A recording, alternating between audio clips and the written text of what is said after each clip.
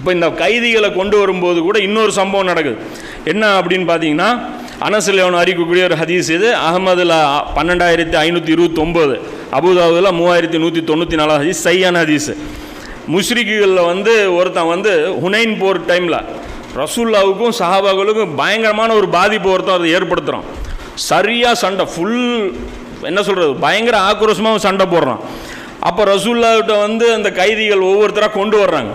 கொண்டு வரும்போது ஒரு நபித்தோழர் ஒருத்தர், அவர் பேர் யாருன்னு குறிப்பிடல, அவன் ஒரு நபித்தோழர் என்ன சொல்கிறாரு, எங்களில் ஒருவர் என்ன பண்ணார் அப்படின்னா, ரசூல்லா உட்காந்துட்டு இருக்கிறாங்க, கைதிகள் வரிசையாக கொண்டு வரப்படுறாங்க.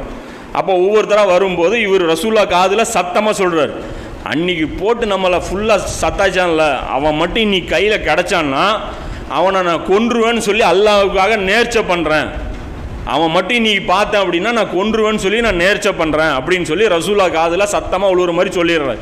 ரசூல்லாவும் கேட்டு இது தவறான நேர்ச்சியாக இருந்தால் என்ன பண்ணியிருப்பாங்க, இப்படி செய்யக்கூடாது, அதெல்லாம் நிறைவேற்றக்கூடாதுன்னு ரசூல்லா சொல்லிடுவாங்க. ரசூல்லா அமைதியாகிட்டாங்க, கேட்டுட்டு கம்முன்னு இருந்துட்டாங்க.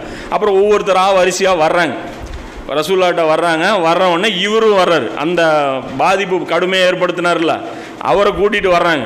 கூட்டிகிட்டு வந்த உடனே ரசூல்லா பார்த்தோன்னே அவர் என்னங்கிற அந்த அந்த ஹுனைனில் சண்டை போட்ட ஆள் ரசூல்லா பார்த்தோன்னே, அல்லாஹ்வுடைய தூதரே என்னை மன்னிச்சிருங்க அப்படின்னு சொல்லிட்டு நான் அல்லாஹ்விடம் அதாவது அல்லாஹ்விடம் தௌபாவை மேற்கொண்டு நான் அல்லாஹ்வை நோக்கி திரும்புகிறேங்கிறார். நான் அல்லாஹ்வுடைய அடியானா நான் மாறிடுறேன், என்னை மன்னிச்சு விட்டுருங்கிறேன். ரசூல்லா பையத்து வாங்கலை.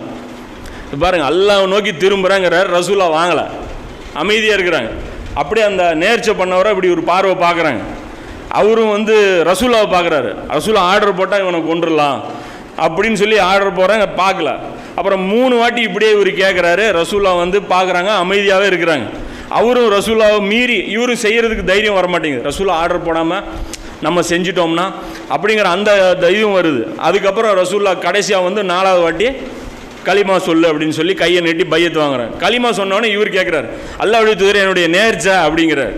அப்போ ரசூல்லா சொல்கிறாங்க, நான் அமைதியாக இருந்தேன், நான் அது எதுக்குன்னு நினச்சேன் அப்படிங்கிறேன். இந்த நேர்ச்சியை நிறைவேற்றுறதுக்காக தான் நான் அமைதியாக இருந்தேன், நீங்கள் பயன்படுத்தலை, அதுக்கு நான் என்ன பண்ணிட்டோம் அப்படிங்கிறேன்.